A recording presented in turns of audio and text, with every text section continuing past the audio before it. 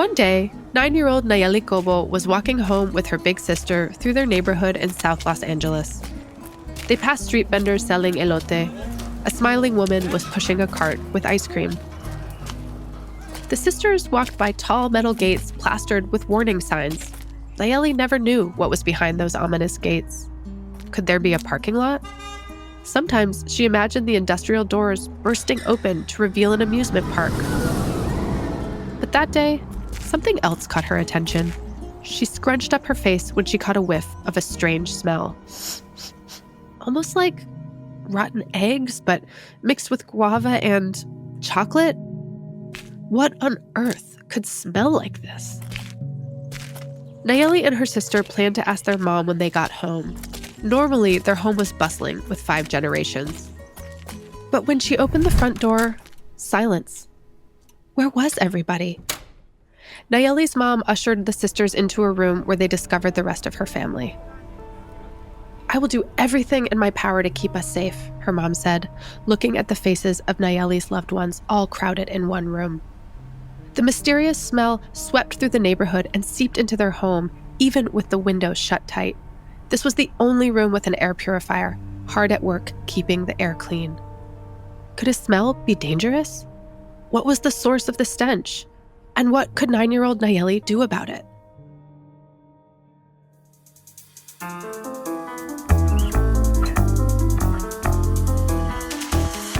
I'm Lauren Markham, a journalist focusing on immigration and environmental justice, and this is Goodnight Stories for Rebel Girls, a fairy tale podcast about the real-life rebel women who inspire us. On this episode, Nalleli Cobo, environmental activist fighting for the health of her community.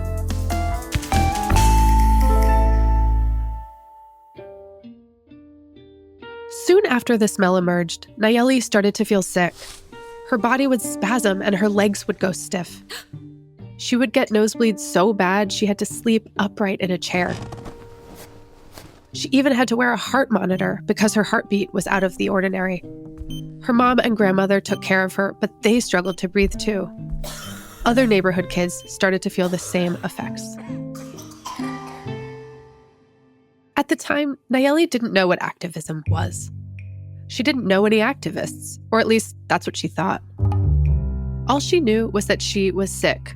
Her family was sick. Her community was sick.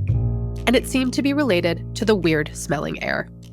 Nalleli wanted to feel better and to help everyone around her feel better too. So what was the source of this sickening stench? Nalleli's mom got to the bottom of it. She worked for a local nonprofit. They discovered that the problem was an oil well.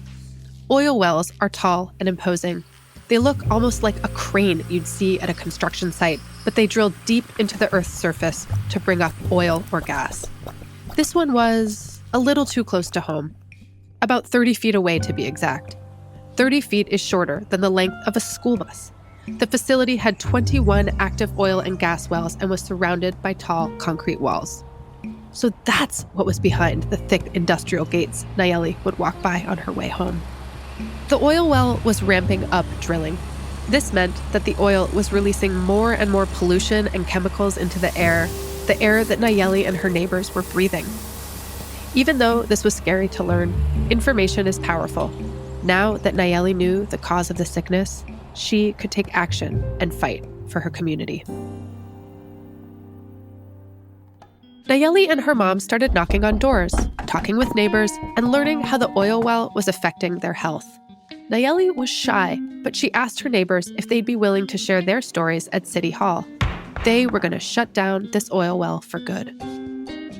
Nalleli and her mom started a grassroots campaign named People Not Pozos, pozos meaning well in Spanish.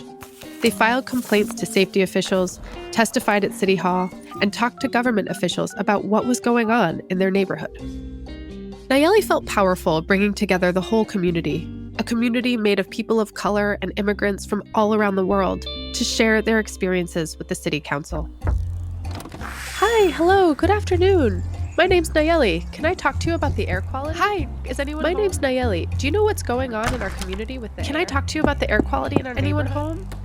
Good afternoon. Can I talk to you a second about the air quality? Do you know that people are getting sick in our neighborhood because of the air quality? But activism was hard work. Sometimes, when she was knocking on doors, she wished she could be at home watching Hannah Montana. Some adults would shrug her off, as if she was just a silly little girl. How could she possibly know all the science of air quality? How could someone so young take on a massive oil company? One day, she told her mom, maybe they're right. Maybe I don't know enough to make a difference. Her mom asked Nalleli if she knew how to add 5 plus 5 at the beginning of first grade. Well, no, Nalleli responded. But at the end of first grade, you could add 20 plus 20. Nalleli nodded. That's exactly the same with your activism. You're learning. Take it one day at a time. Share what you know. That's your part. Her mom explained that the movement was like a puzzle. Without Nalleli, this movement, was incomplete, and they needed her unique story to complete the full picture. Nalleli felt her confidence grow brighter. She knew she couldn't stay silent when so much was at stake.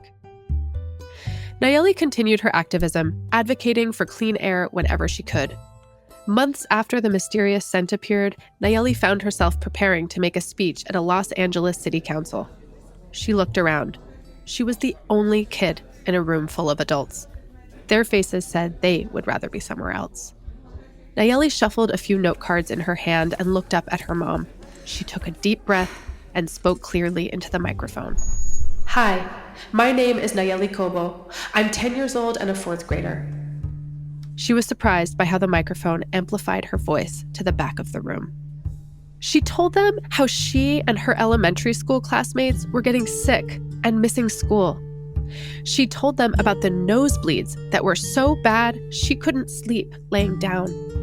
She told them about how asthma meant that she had to sit on the sidelines when she would rather be running around with her friends. She was being robbed of her childhood. She watched as the bored adults started paying attention to her powerful words. A shift was coming, Nalleli thought. She could feel it.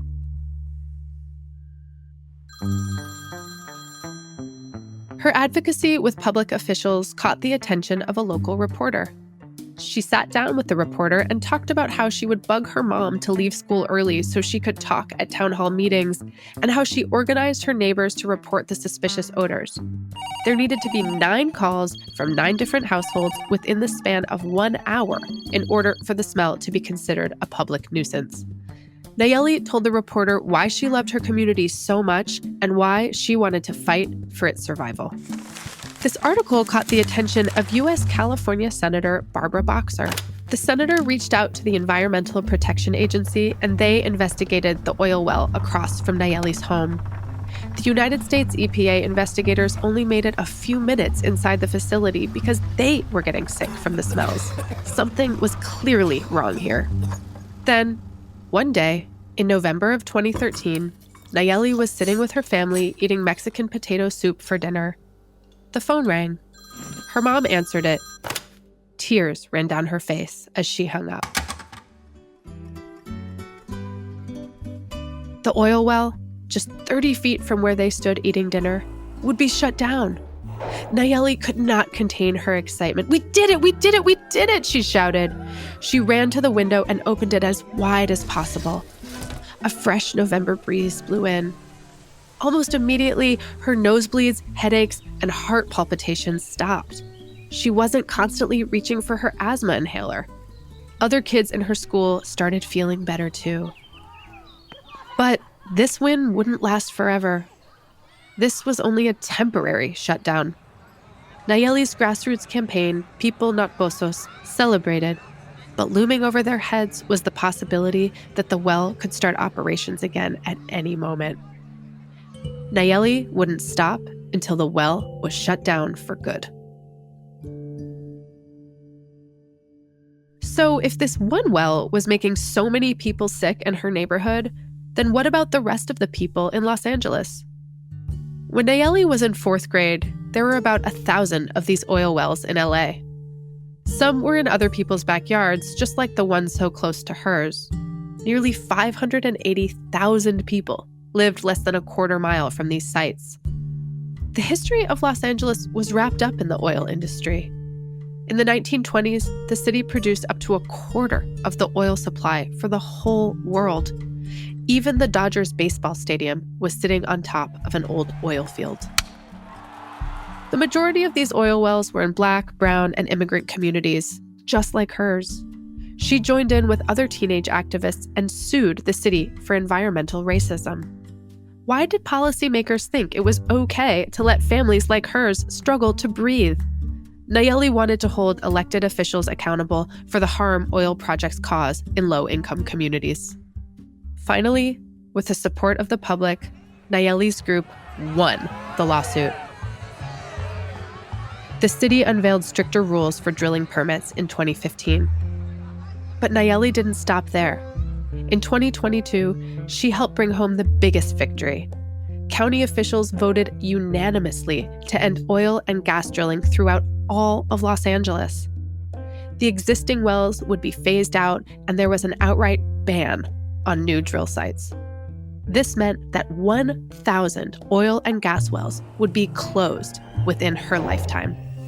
And even better, this change happened because of the young people who spoke up and demanded the right to a livable future. Now, thanks to the work of Nalleli's grassroots organizing, oil wells are banned across Los Angeles. Existing wells are being decommissioned as we speak. The business executives who were in charge of operating the oil wells now face criminal charges for breaking environmental safety laws. Nalleli is now in her 20s and is studying public health at college. And what's in her future? The plans are still taking shape. She wants to make community organizing less intimidating and give kids the tools to become activists and changemakers. She will always be looking out for her community one way or another. Former Senator Barbara Boxer told Nalleli that she hoped Nalleli would take her job as senator one day. Nalleli has also declared her plans to run for the White House in 2036. President Nalleli Cobo. It has a nice ring to it, don't you think? She still dreams of a day when urban oil extraction is a thing of the past everywhere. But for now, she is happy to open her window in South Los Angeles and feel the fresh breeze on her skin, take a deep breath in, and enjoy resting and relaxing with her family. And this is just the beginning of what one determined young person with a vision can accomplish.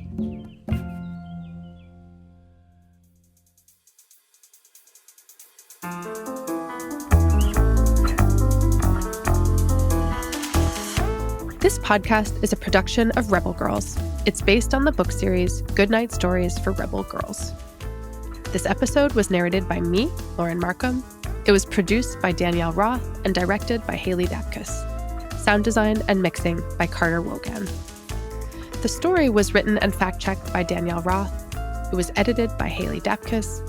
Our executive producers were Joy Smith, Anjelika Temple, and Jes Wolfe. Original theme music was composed and performed by Elettra Bargiacchi.